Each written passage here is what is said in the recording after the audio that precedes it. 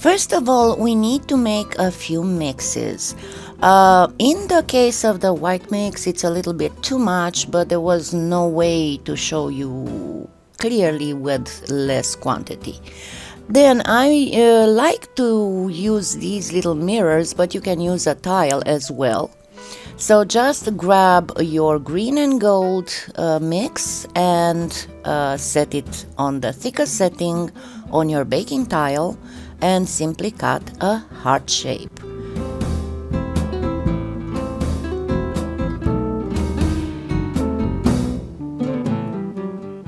Then all you need to do is to simply pre-bake it for 15 minutes. Next, I'm going to use this doily texture stamp that I got from Hobby Lobby in the sugar crafting section. And I'm going to use it to imprint a pattern on the Alizarin Crimson and Gold mix. And this I'm going to simply use to do a mica shift. So I am going to shave it. Remember that I always recommend these Jili blades that you can find both on Amazon and on PolyClayPlay. They are the best shaving and cane slicing blades that I've ever had, and you know, with me having issues with my hands, that means a lot because I'm not struggling to shave anymore.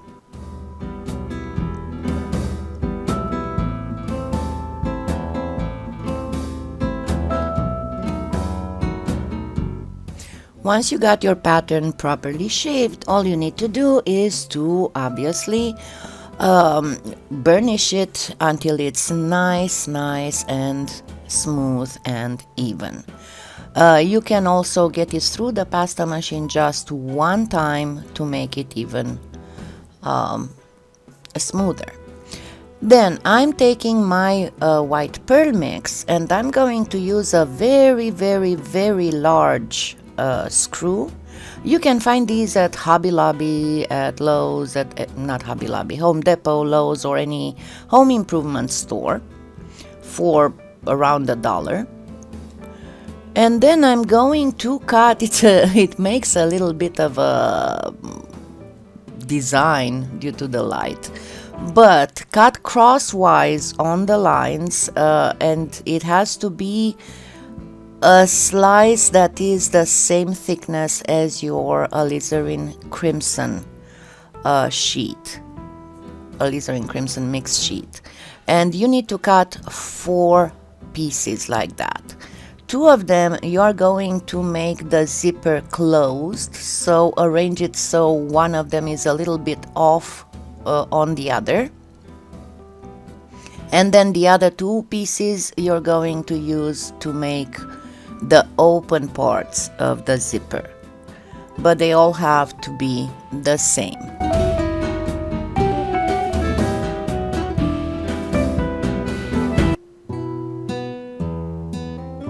Then we need to place some bacon bond on our base heart that was already pre-baked, and I like to sand that base and buff it just a little bit. You don't have to go above 600. Then I will start placing the closed zipper at the bottom of the heart, and then just to get the idea of the shape, I'm going to place the open zipper parts, because I need for this to look like a heart that has just been unzippered, and you can see that inside it contains a rose.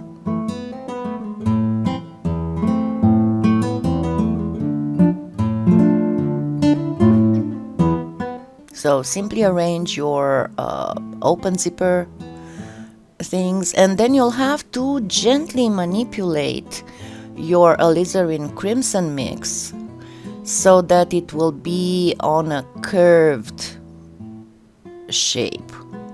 And it's very easy to make. Just pull the edge curved and then gently flatten the rest of the sheet until you get to the desired shape. Of course, you can cut it if it's easier for you, but I prefer to do it like this because there is the continuity of the pattern that would be exactly like when you unzipper a piece of fabric, obviously.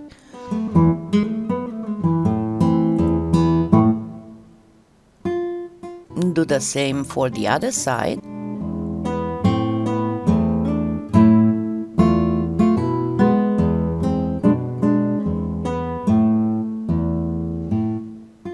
So you see how I'm pulling the sheet in a curved way, and then I'm gently flattening it without allowing it to wrinkle. Then place the second part and be very careful not to trap air pockets underneath it, and make the sheet be completely joined with the zipper part. Here you'll need to have a little bit of time to do it perfectly. Then trim away the excess clay, not perfectly near the heart, but as close as possible, because next you're going to spend a few minutes refining that edge. You don't have to spend a lot of it, and I will show you in the end why. See, that's one of the tricks, and I've said it before. If you try to make your clay edges perfect when the clay is raw, you're going to spend a lot of time, and the results might not be perfect every time. Instead, get as close to neat as possible, and the rest you can obtain it by simply sanding. Because I know some of my subscribers get horrified when they see me using 120 or 150 grit on my polymer clay. But that is just to refine edges, and you only need a couple swipes of that, and then simply go, to increasing grits to remove the scratches, and you have a perfectly smooth and perfectly beautiful edge. Now that I have done all the smoothing and refining of the edges, I can cut the excess clay to the edge perfectly, and then if there is the need, I'm going to get it even closer. But this is pretty much all it needs at this point, after which you're going to bake it again, and this time do a perfect sanding of the face. You will have some small dips in the sheet that's on top of it, but those can be removed perfectly with sanding. And because it is mica shift, remember, mica shift in the very beginning of polymer clay was not obtained by shaving, it was obtained by sanding. And as you can see, this is where I did the full buff of that pendant. Now for the back, I'm taking what's left of both mixes, I'm putting them one on top of the other, and I am flattening them fairly thin, after which I'm going to take bits and pieces and roll them in with the gold green part inside and the cinnamony part outside. And once I got all of it in pieces, I'm simply going to pull all these pieces together and flatten them properly with my acrylic block, and then cut the whole block in two.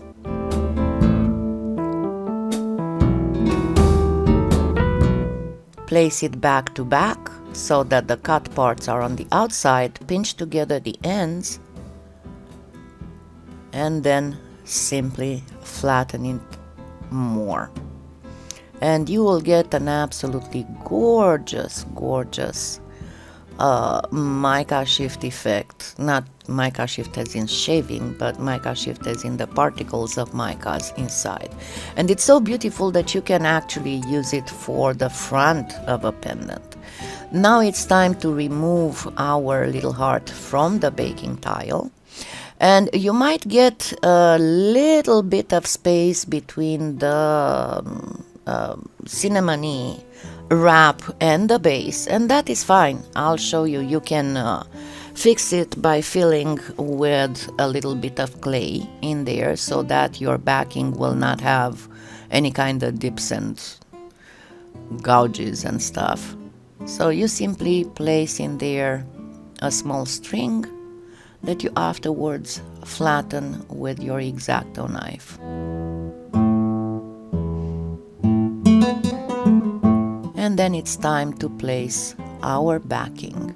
Here again, be very careful to not trap any kind of air pockets, and use your roller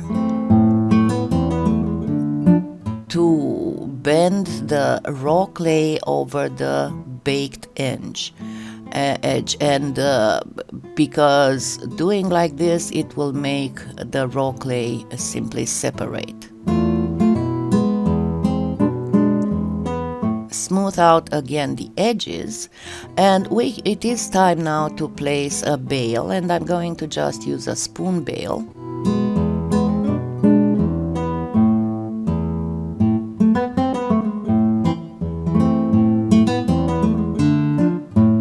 And as I said, I love the cane benders, not just as cane benders, but they make beautiful small rollers.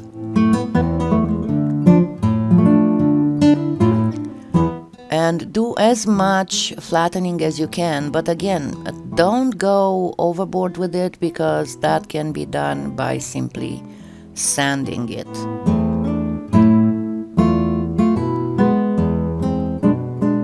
Make sure that you hold your roller at a 45-degree angle for the edge.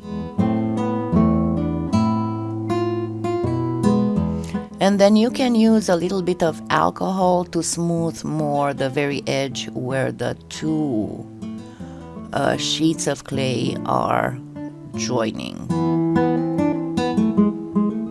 But as I said, and I'm going to say it again, the edge will be perfected as smoothness with sanding after it's baked. And as you can see, I'm using alcohol on the edges, and I'm going to use it a little bit on the back as well to get a perfect smoothness at the joining. And this is how it looks. I sanded and buffed it to perfection this time. And you can see how beautiful that back looks, and you can see how it would be absolutely gorgeous even for the front of a pendant, for a cabochon, or for beads. But see how beautiful my edge is just from sanding it. I didn't need to spend minutes upon minutes on fixing it while it was raw, when that can be done with sanding in a few swipes. Now it's time to do the rows. So first I'm taking some jungle on a very thin setting on the pasta machine, and I'm using the Kemper teardrop to cut my leaves. I will need a piece of raw clay to attach my rows to, so I'm placing a bit of Bake and Bond and then a small dollop of clay.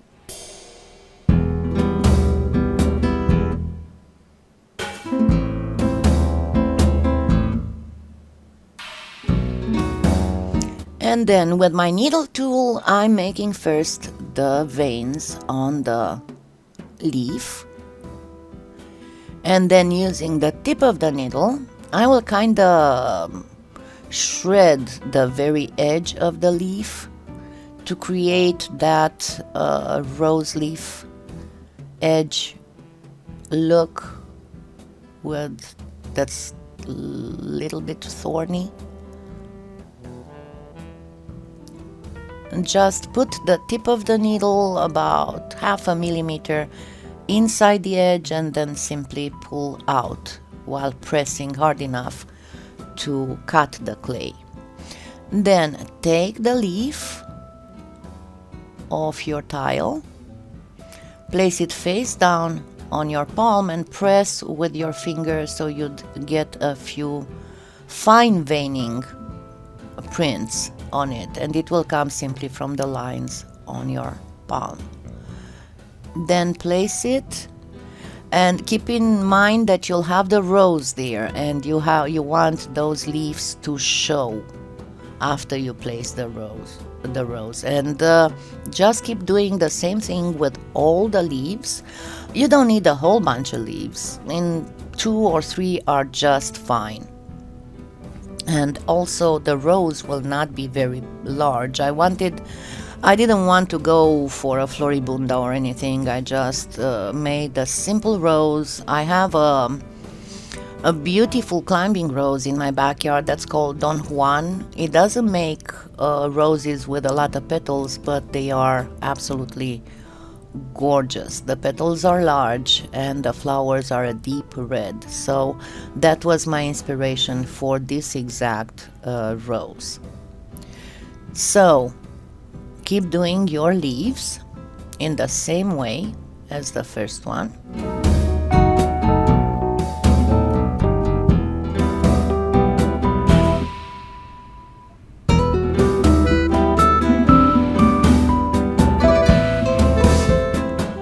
And then as a finishing touch, I am using here a Franco Garcia brown, but artisan powder, but you can use just a touch of a chalk pastel or even eyeshadow if you want. You need a brown that's a little bit cinnamony, and just place a little bit with a paintbrush in the middle of the leaf.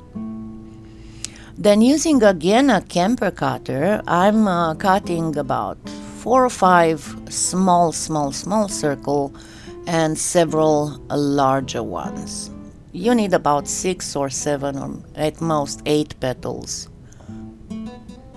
but not more than that. And then I will use my bowl stylus to flatten and curve those petals a little bit in the palm of my hand, because that will give them a little bit of very, very delicate veining.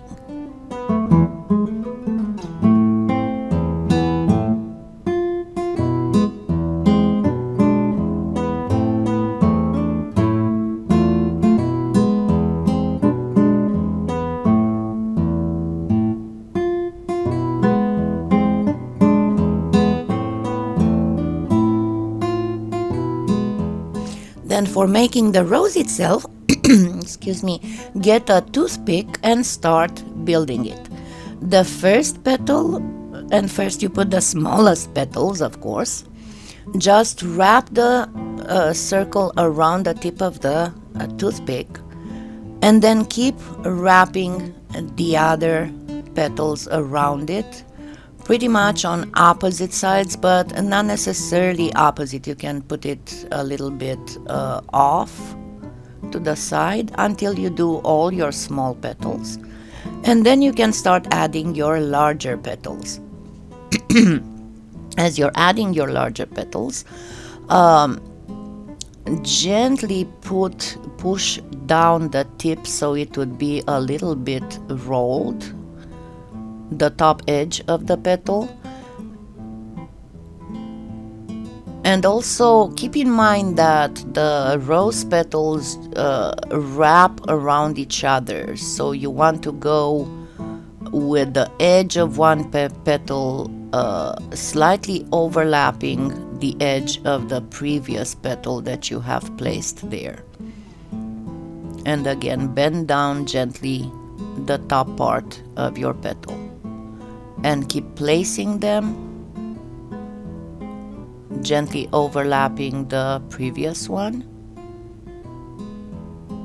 until all your rose is done.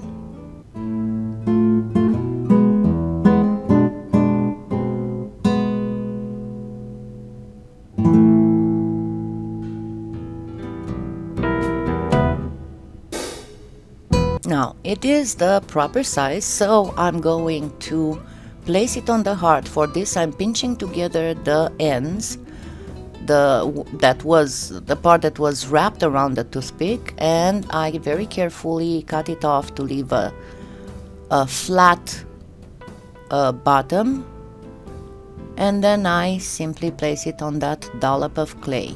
I am using the toothpick to further press very carefully, inserting the toothpick between the petals to press the flower real well in the dollop of clay that's there.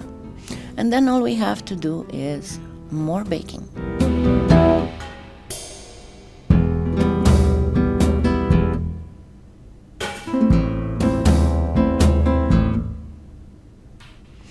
And before that, though, we need to do the zipper closure. I don't know how that is called. That part that you cut on. So for this, you simply get two wedged pieces of your white mix. In one of them, you cut a small insert. The other one, you leave one insert out, kind of like a castle's top wall, and then you simply put them one into the other. You join them together and you're ready for baking.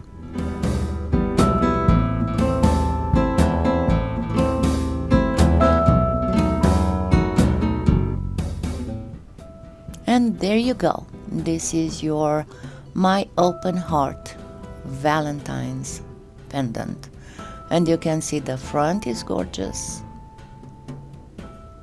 and the back is gorgeous. It's amazing what sanding and buffing can do, isn't it? But I hope you'll enjoy making this, and happy claying!